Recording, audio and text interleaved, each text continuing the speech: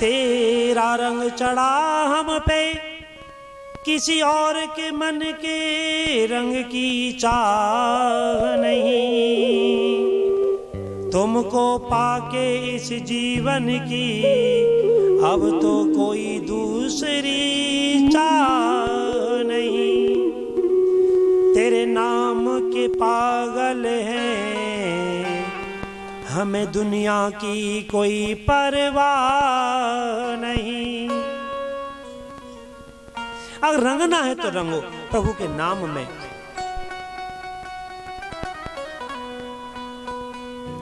आगे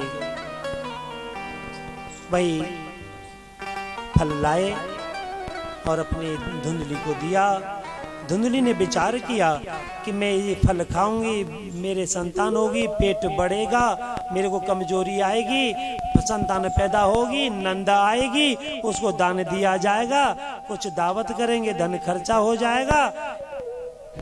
तब तो उसकी लोभ न बहन, ठीक है ना, लोभ की बहन, लालची की बहन जल्दी तैयार है।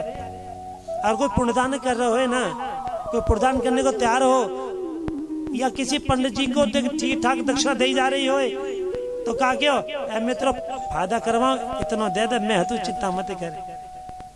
ए पंडित जी रखो, अब तो बहुत है।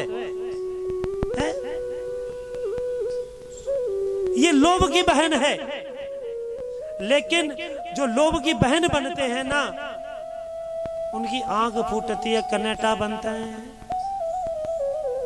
आंख फुड़वानी है तो बागो संग दे, ना तो बात यूं रखे हो, भैया क्या दे रहा हो, बोले दे दे कुछ घाट आ रहा पंडित जी को, दे दो है।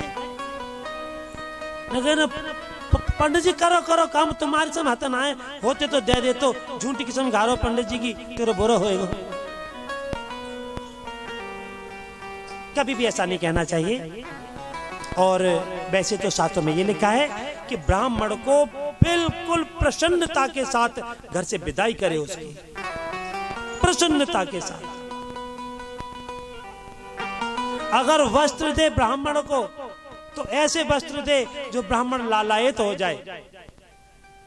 भाई कपड़ा बड़ा बढ़िया दो यजमान, या तो पहनूंगा जरूर, अभी जाओ संभाऊ यार, हैं।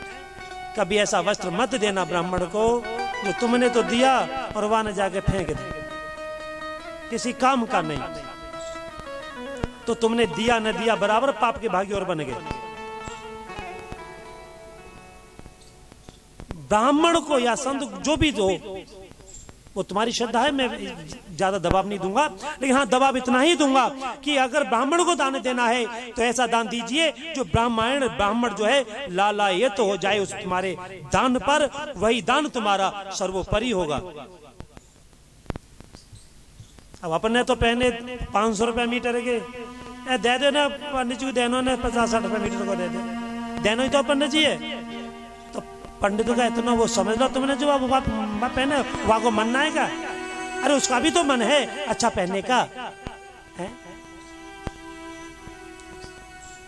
भैया मेरे कहने का मतलब केवल यही है, आज धुंधली ने भी वही विचार किया और धुंधली की बहन ने आगे लोभ दिया, बोले इस फल को, तेरी गाय बांझ है इसको खिला दे, और उस गाय को फल खिला दिया। अंत में आकर के भैया धुंधली निपुती रही और गाय के बहुत सुंदर पुत्र हुआ। उसके कान गाय जैसे हैं तो उनका नाम गौकर्ण महाराज रखा गया। और धुंधली ने ड्रामा किया, अपनी बहन का पुत्र लिया और उसका नाम धुंधकारी रखा। और अंत में इस धुंधकारी ने बहुत अत्याचार किया। अब तो माता पिता को सताने लगा। गौकर्ण महाराज ने पिता को आदेश दिया कि आप जाइए, आत्मनिवेदन किया, आत्मज्ञान दिया कि तुम जाओ और अपना कल्याण करो। गौकर्ण महाराज ने पिता के लिए आत्मोपदेश दिया और पिता तो बनों को चले गए, जाकर के वहां उनका प्रणंत हुआ। और धुंधकारी ने माँ को परेशान किया, सब कुछ जो भी था घर में से लुटा दिया। और 5 वासनाओं ने उसको घेर लिया। अब ये जो वासना है जो जीवन में सताती रहती है कि कर्म करे किस्मत बने जीवन का यह मर्म, प्राणी तेरे हाथ में तेरा अपना कर्म। शांति के समान कोई तप नहीं है, संतोष से श्रेष्ठ कोई सुख नहीं है, तृष्णा से बढ़कर कोई राग नहीं है और दया से बढ़कर कोई धर्म नहीं है।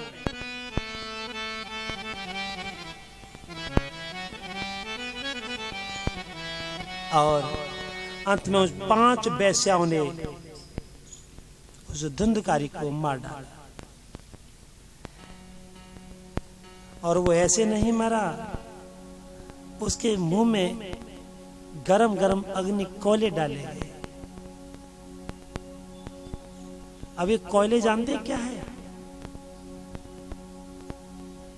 कोयला। जब मरते समय कहते हैं ना, अरे मेरे मुंह में आग लग रही है, मेरे मुंह अब आवाज ना निखर रही, यही तो अग्नि के कोयला हैं। हम ध्यान नहीं देते न शब्दों पर। सोचिए,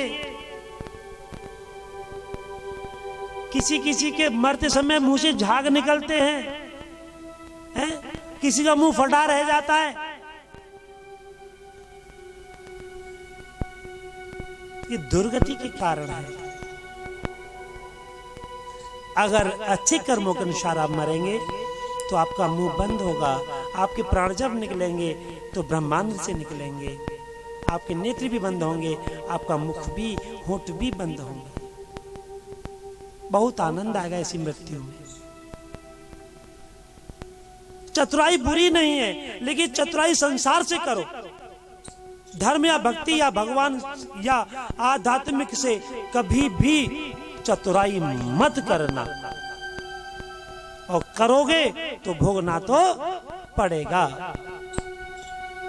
बोलना पड़ेगा। फिर ना समझे, जोर से बोलना पड़ेगा।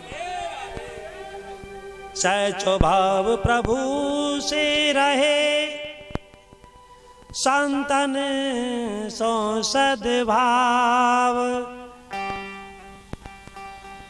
सचो भाव प्रभु से रहे, संतन सो सद्भाव।